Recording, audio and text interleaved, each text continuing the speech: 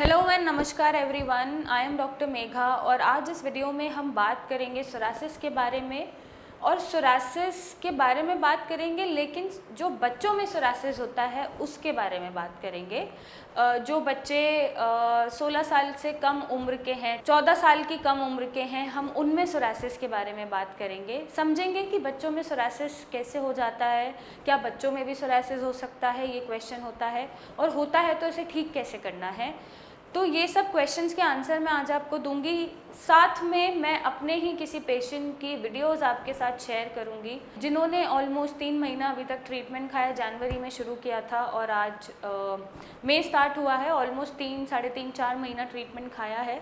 उनका बच्चा अप्रॉक्सीमेटली 3-4 साल का है और वो सोरासिस को बीट कर चुका है। तो आज मैं ये फ़ोटो शेयर करूँगी आपसे और आपका कॉन्फिडेंस बूस्ट करूँगी। और आपके बच्चे में अगर सोरासिस दिख रहा है या आपके घर में किसी बच्चे को सोरासिस है तो घबराने की ज़रूरत नहीं है। सोरासिस को बच्चों में भी ठीक किया जा सकता है बिना किसी स्टीरॉइड के, बिना किसी एंटीहिस्टामिनिक के इंजेक्शंस के, बिना किसी टॉपिकल ऑइंटमेंट के। तो आप ये वीडियोस देखिए कि आज से 3-4 महीने पहले बच्चे के क्या कंडीशन थे या अभी 3 महीने ट्रीटमेंट खाने के बाद वो ऑलमोस्ट ठीक है, पूरी तरह ठीक हो चुका है, सोरासिस को रिकवर कर चुका है। हल्के से स्कार्स रह गए हैं या 1-2 जगह पे कहीं छोटे से पैच रह गए हैं।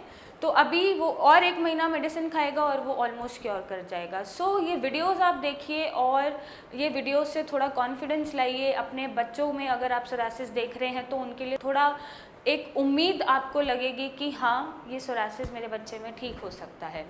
तो अभी वो और 1 महीना मेडिसिन खाएगा और वो ऑलमोस्ट क्योर कर जाएगा। सो ये वीडियोस आप देखिए और ये वीडियोस से थोड़ा कॉन्फिडेंस लाइए अपने बच्चों में। अगर आप सोरासिस देख रहे हैं तो उनके लिए थोड़ा खुश फील हुई, थोड़ा एक उम्मीद आपको लगेगी कि हाँ, ये सोरासिस मेरे बच्चे में ठीक हो सकता है।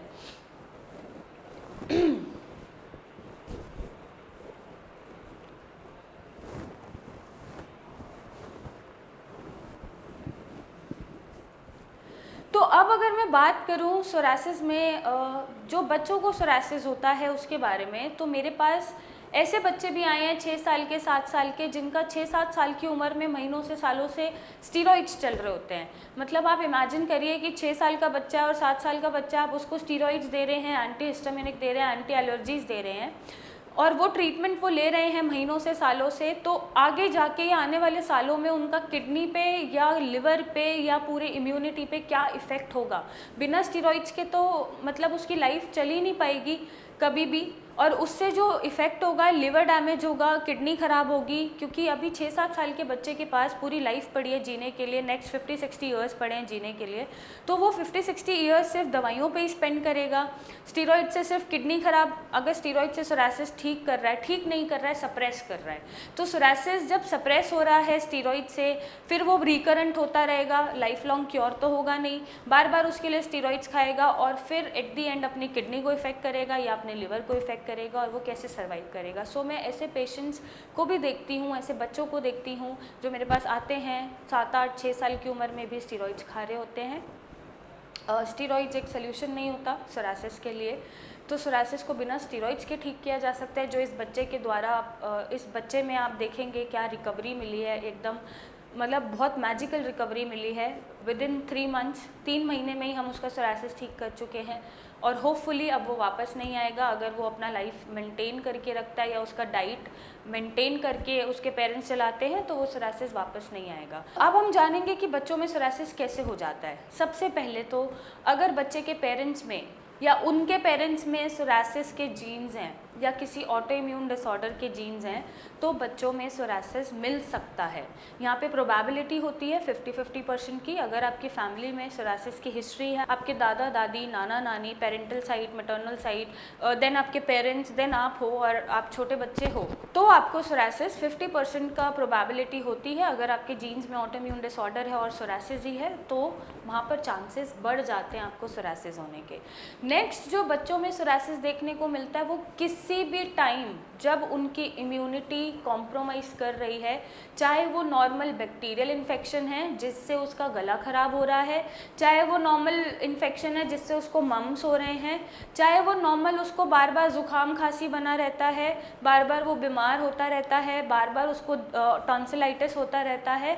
तो ये जो बार बार इन्फेक्शन होते हैं बैक्टीरियल वायरल, उससे इम्यूनिटी कॉम्प्रोमाइज़ कर जाती है और एक टाइम के बाद बॉडी खुद को ही अटैक करना शुरू कर देती है।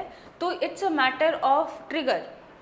जब बच्चे की इम्यूनिटी वीक है और इम्यूनिटी को डिफेंड करने की जगह बॉडी को अटैक करने का मौका मिल जाता है तो बच्चों में सोरासिस हो जाता है। और ऐसे केसेस में ज़रूरी नहीं है कि आपके पेरेंट्स को सोरासिस होना ही चाहिए। ये एक फैक्टर होता है कि पीछे पेरेंट्स को सोरासिस मिलना चाहिए तभी बच्चों में सोरासिस मिलेगा, लेकिन ये फैक्टर सिर्फ 50% होता है। और जिनकी इम्यूनिटी कॉम्प्रोमाइज़ करती है, एक ट्रिगर मिल जाता है सोरासिस होने का, वहाँ पर ज़रूरी नहीं होता कि पेरेंट्स में भी सोरासिस है। और किन बच्चों में सोरासिस देखने को ज़्यादा मिलता है? जिन्हें नेफ्रोटिक सिंड्रोम होता है। नेफ्रोटिक सिंड्रोम एक किडनी का डिसऑर्डर है, बाय बर्थ ही वो बच्चे को होता है, मतलब जन्म से बच्चे के साथ लगा होता है।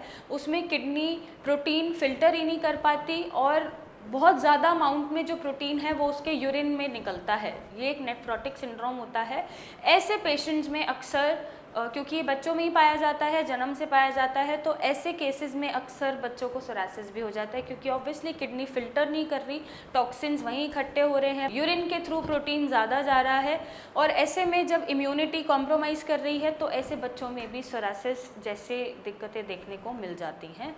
और एक फैक्टर कहाँ मिलेगा बच्चों में कि अगर सपोज़ बच्चों को कोई इन्फेक्शन हुआ है, सपोज़ एक्जिमा ही हुआ है या डर्माटाइटिस हुआ है, उसका लॉन्ग टर्म आप ट्रीटमेंट गलत ले रहे हो, या नॉर्मल फंगल ही हुआ है खेलते टाइम या बाहर आते जाते टाइम, तो उसका गलत ट्रीटमेंट आप ले रहे हो और वो ट्रीटमेंट लेते लेते एक बॉडी की इम्यूनिटी अब खुद को अटैक करने लग जाए और वो सोरासिस का रूप ले ले, ऐसी कंडीशन भी बच्चों में देखी जाती है। तो ये कुछ प्रमुख कारण होते हैं जिनको हम बच्चों में देखते हैं जो सोरासिस के लिए जिम्मेदार होते हैं। और मेरी आपसे दरख्वास्त है कि अगर आपके बच्चों में सोरासिस दिख रहा है या एक्जिमा दिख रहा है या अर्टिकेरिया भी एक कंडीशन होती है जो बहुत देखने को मिलती है बच्चों में, तो अगर ये कंडीशंस आपको बच्चों में दिख रही है तो आप पैनिक मत करिए, आप उनको स्टीरॉइड से कोशिश करिए बचाइए, आप अभी से उनकी डाइट मेंटेन करके चलिए, आप अभी से एक ऐसा ट्रीटमेंट दीजिए जो उसको जड़ से ख़त्म करने के साथ साथ उसका जो सर्वाइवल है लाइफ लॉन्ग वो हेल्दी बना दे और सफरिंग फ्री बना दे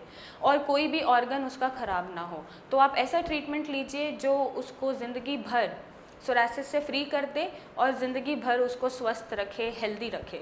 अगर आपको सोरासिस की प्रॉब्लम है या आपके बच्चों में या फैमिली मेम्बर में कहीं भी सोरासिस, एक्जिमा, अर्टिकेरिया दिख रहा है और आप उसको क्योर नहीं कर पा रहे हैं, तो आप नीचे दिए गए नंबर पे कांटेक्ट करिए, मुझसे आके मिलिए, मेरी टीम से कंसल्टेशन लीजिए, हमें नीचे दिए गए नंबर पे व्हाट्सएप इमेजेस भेजिए और एक सोरासिस का परमानेंट क्योर, एक सही उपाय पाइए। So thank you and take care.